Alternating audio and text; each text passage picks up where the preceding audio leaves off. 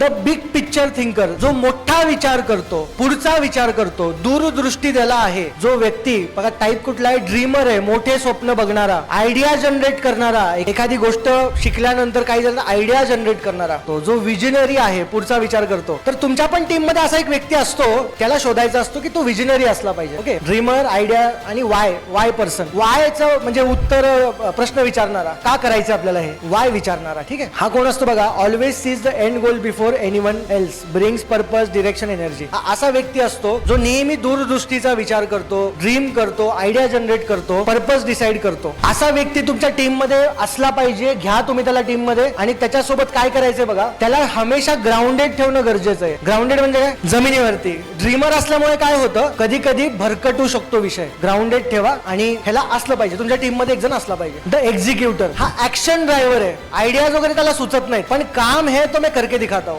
काम दिलंय तर मी करणार. एक्झिक्युटर म्हणतात त्याला. छान एक्झिक्यूट करणारा. त्याला कळत नाही, त्याला फक्त एक रेष ओढून द्यावी लागते, तो बरोबर बरोबर बरोबर करत जातो.